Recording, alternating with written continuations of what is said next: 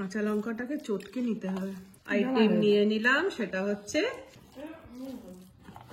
বুঝতে পারবি না খাওয়াবে।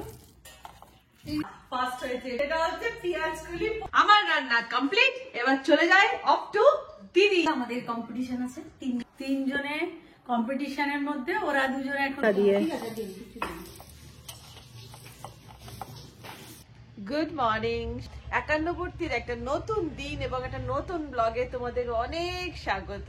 এই যে চা নিয়ে সকালবেলা বসে পড়েছি, অলরেডি বেজে গেছে কিন্তু 8:45। 8:45 পান্তুয়া আমাকে একটু কথা বলতে দাও। 8:45টার সময় আমি আর আমার পান্তা চা নিয়ে বসে পড়েছি, কারণ আমার না ঘুম থেকে উঠতে একটু লেট হয়, মানে আমি লেট রাইজার আর কি। কারণ দেখো রাত্রিবেলা আমার রেস্টুরেন্ট থেকে ফিরতে ফিরতে মোটামুটি বেজে যায় হচ্ছে 10:30, 10:15 বেজে যায়। তারপরে বাড়ি ফিরে তারপরে একটু এডিটের কাজ করি, এবার সেটা করতে করতে না ঘুমোতে ঘুমোতে আমার একটু লেট হয়ে যায়, 1টা বেজেই যায় ঘুমোতে ঘুমোতে। এবারে আমি ঘুম থেকে জন্য দেরি করে উঠি, পরিষ্কার কথা। তো মুখার্জি বাবু বেরিয়ে গেল অফিস। মুখার্জি বাবু কোনোদিন ব্রেকফাস্ট করে আর কোনোদিন করে না, ও মানে অফিসেই করে নেয়। তো সে বেরিয়ে গেছে অফিসে, আর এই যে চা নিয়ে মি টাইম সেলিব্রেট করলাম। তো মি টাইম সেলিব্রেট বেশিক্ষণ করলে তো চলবে না, তো যাই হোক হয়ে গেছে। এবার চলো দিনটাকে স্টার্ট করা যাক, আর আজকের ব্লগটা তোমাদের ভালো লাগবে দেখতে। তো চলো ঝটপট চান পুজোটা সেরে ফেলে তোমাদের কাছে আবার আসছি।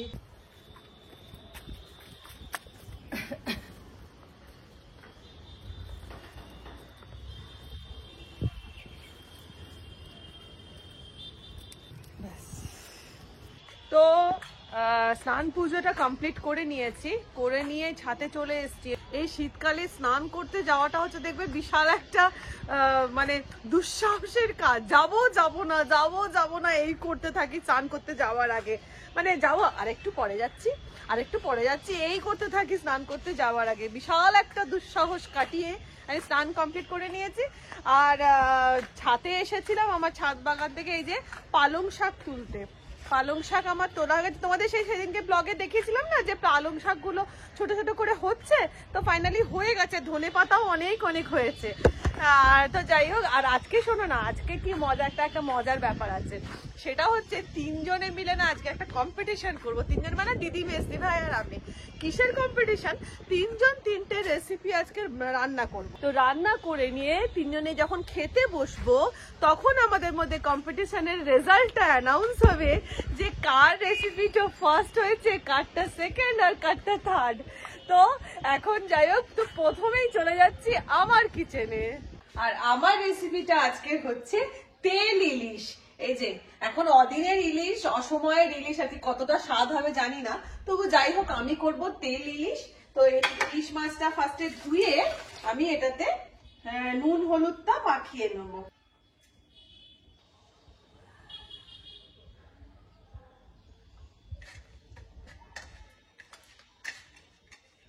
আর কয়েকটা বেগুনকে আমি এইভাবে ফালা করে লম্বা লম্বা করে কেটে নিয়েছি। এবারে কড়াইয়ে গ্যাসে কড়া বসিয়ে দিয়ে দিলাম তেল। তেলটা যেই গরম হয়ে যাবে আমি এর মধ্যে এই কেটে রাখা বেগুনগুলোকে দিয়ে লাল লাল করে একটু ভেজে নেব।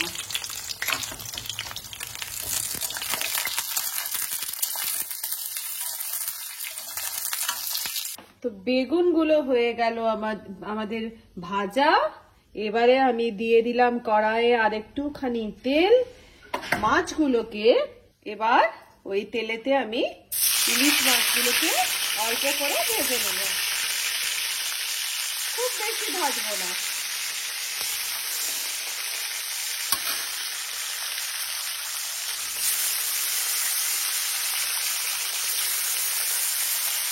হয়ে গেল ইলিশ মাছটা হালকা ভাজা।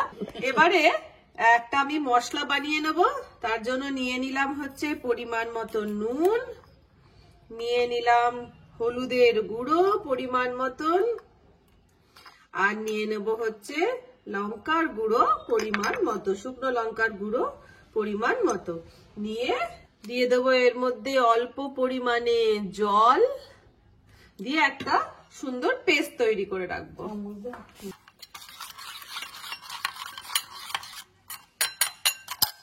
এবারে আমি তেল বসিয়ে ওর মধ্যে দিয়ে দেবো হচ্ছে কালো জিরে ফোড়ন অল্প, আর দিয়ে দিলাম গোটা কয়েকটা কাঁচা লঙ্কা। কাঁচা লঙ্কাটা অল্প অবশ্যই ফাটিয়ে দিও, তা নাহলে যা ফাটবে ব্যাস মুখে চোখের অবস্থা খারাপ হয়ে যাবে। দিয়ে এইটা হয়ে যাওয়ার পর একটু হালকা ভেজে নেব। এবারে আমি এর মধ্যে এই যে গুলে রাখা মশলাটা ছিল সেটা ঢেলে দিলাম, দিয়ে অল্প একটুখানি কষিয়ে এবার মশলাটা থেকে যেই বেরিয়ে যাবে তেল, বেশিক্ষণ কষার প্রয়োজন হয় না, যেই বেরিয়ে যাবে এর মধ্যে থেকে তেল, দিয়ে দিলাম এর মধ্যে পরিমাণ মতন, যার যেমন ঝোল প্রয়োজন পরিমাণ মতন জল। ঝোলটা ফুটে উঠেছে, দিয়ে দিলাম হচ্ছে ভেজে রাখা বেগুনগুলো, আর দিয়ে দেবো এর মধ্যে ভাজা ইলিশ মাছগুলো, দিয়ে এটাকে একটু নাড়াচাড়া করে দেব ফুটতে। আর ইলিশ মাছ তো নরম মাছ, তাই বেশিক্ষণ সেদ্ধ করার দরকার নেই।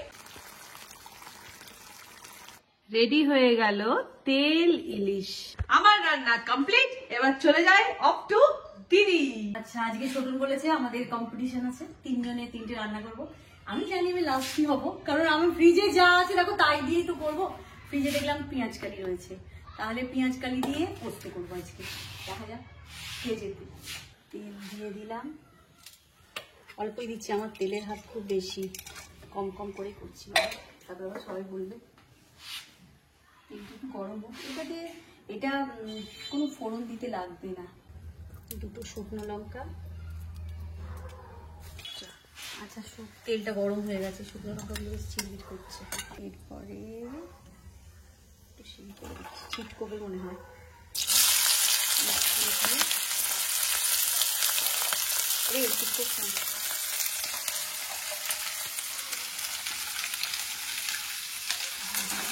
এটা খুব নর্মাল রান্না, সেরকম কিছুই নয়, ঝামেলাবিহীন রান্না। এটা একটু ভাজা ভাজা হয়। আচ্ছা, ভাজা ভাজা হয়েই যাচ্ছে। এটা কমে যাবে তো, নুনটা বেশি দেওয়া যাবে না, আবার পোস্ত পড়বে, সেই আন্দাজে একটু নুনটা দিলাম। এইটা ছাড়া কিন্তু মুখার্জি বাড়ি লাগে না, গুঁড়ো লঙ্কা। আর পোস্ত বলে অল্প হলুদ, পোস্ততে বেশি হলুদ দেয় না সাধারণত, লঙ্কাগুলোটা একটু কমে দিই।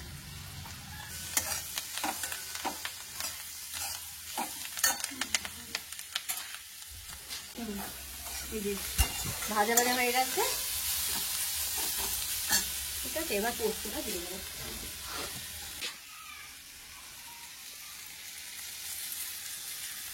জামশেদপুরের পোস্তটা দিয়ে দিলাম, জামশেদপুরের পোস্ত।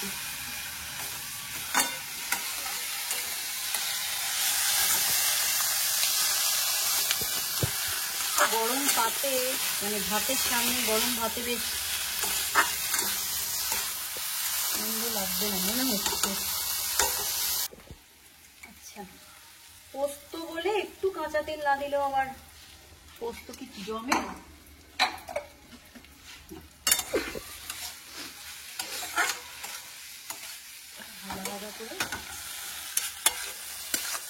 আসলে পোস্ত যেভাবেই করো, পোস্ত খেতে এমনিই ভালো লাগে। আর এটা এর সঙ্গে পড়ছে, দেখা যাক এবার কেজিতে। তো আমার রেসিপিটা তৈরি, পেঁয়াজ কালি দিয়ে পোস্ত, খুবই সাদামাটা রান্না। যাই হোক, দেখা যাক কম্পিটিশনটা কি হয়। তা 3 জনে কম্পিটিশনের মধ্যে ওরা 2 জনে এখন করে ফেলেছে, এবার আমার পালা। আমি করছি পালং শাক চিংড়ি মাছ দিয়ে ভর্তা। প্রথমে কড়াই জল বসিয়েছি, কড়াই জলটা ফুটছে। আমি এবার পালং শাকটা এই 1-2 মিনিটের মতো ওর মধ্যে দিয়ে জলটা ফেলে তারপর বাটবো।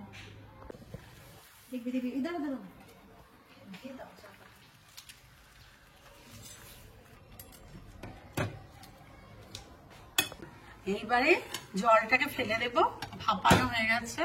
2 মিনিট মতো ভাপিয়ে নিয়ে এবার জলটা ফেলে দিয়ে এইবারে এটাকে আমি এখন মিক্সিতে বাটবো। এইবারে একটা মিক্সার জারে আমি এই পালং শাকটা আর তার সঙ্গে এই 4-5টা মতো কাঁচা লঙ্কা আর 5-6টা মতো রসুন দিয়ে বেটে নেব। প্রথমে দিলাম তেল 5 কলা মতো, তারপরে এই কালো জিরে, এবার শুকনো লঙ্কা। চিংড়ি মাছটা একটু নুন হলুদ দিয়ে দিলাম, এর মধ্যে দিয়ে দেবো এবার চিংড়ি মাছগুলো।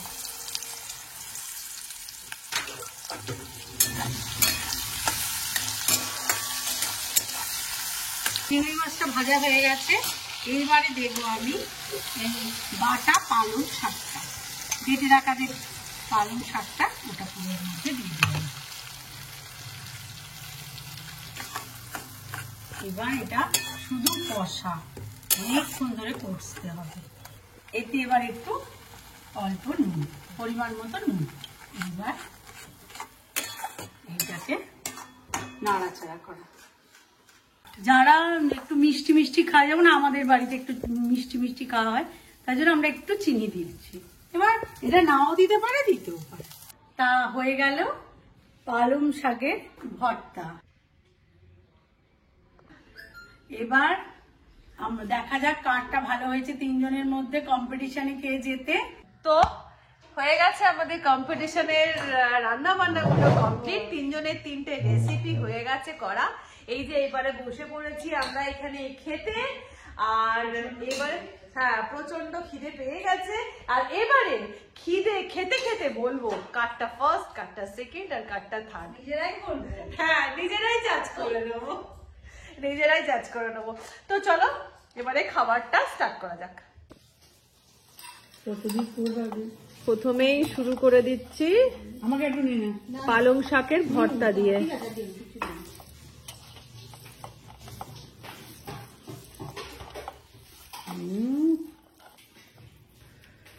পালং শাকের ভর্তা কি অসাধারণ খেতে হয়েছে বেশি ভাই, ভালো হয়েছে, খুবই ভালো হয়েছে।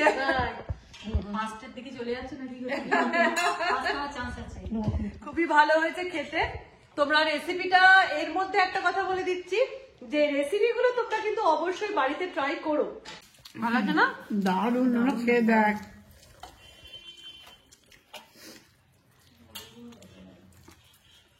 নেক্সট আইটেম আমি খেতে চলেছি, সেটা হচ্ছে এই যে পেঁয়াজ কলি পোস্ত। এটা দিয়ে খেলে বুঝতে পারবি না, খাওয়াবে। কেমন হয়েছে পেঁয়াজ কারি পোস্তটা? মানে অসাধারণ, আপনারা করে দেখবো। দুর্ধর্ষ, দারুণ দারুণ। এবার দিদি তুই আর মেসি ভাই কিন্তু টেক্কাই চলছিস। দেখা যাক কে হয়।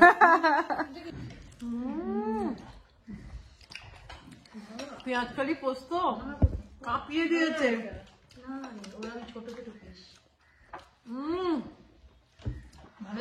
কাঁপিয়ে দিয়েছে, এটা অসাধারণ। আমি আরো শুকনো ভাত টেনে নিলাম। এবারে থার্ড আইটেম নিয়ে নিলাম, সেটা হচ্ছে তেল ইলিশ। কাঁচা লঙ্কাটাকে চটকে নিতে হবে। ভালো আছে? মাছের তো নিজস্ব স্বাদ। ইলিশ মাছ এটা একটা এমন মাছ, তুমি যেভাবেই রান্না করো সামান্য নুন হলুদ দিয়ে সেদ্ধ করে দিলেও সেই ইলিশ মাছের আলাদাই স্বাদ হয়। তো অ্যাজ ইউজুয়াল ইলিশ মাছ মানে তো ভালো হবেই।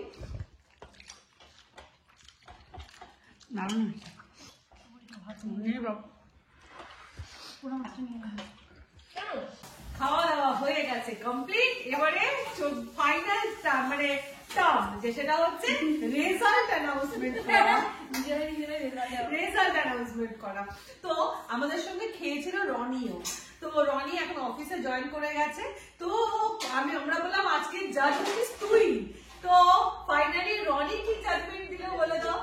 রনি বললো তো ফার্স্ট হয়েছে মেসি ভাই পালং শাকের ভর্তা, ফার্স্ট হয়েছে মেসি ভাই, সেকেন্ড হয়েছে দিদি, সেটা হচ্ছে পেঁয়াজ কলি পোস্ত, আর থার্ড হয়েছে না তো একবার খেয়ে দেখবে তাহলে তবে অবশ্যই হ্যাঁ একদমই তাই না, একবার খেয়ে দেখবে তাহলে বুঝতে পারবে ব্যাপারটা।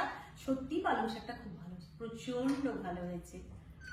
তো যাই হোক, আজকের কম্পিটিশন আমাদের এই কম্পিটিশন, তার সাথে এই কম্পিটিশনের সাথে সাথে এই রেসিপি গুলো তিনজনের হাতে তোমাদের কেমন লাগলো জানিও। তাহলে আজকের মতন টাটা, ভালো থেকো, সুস্থ থেকো, অনেকটা আনন্দে থেকো, বাই।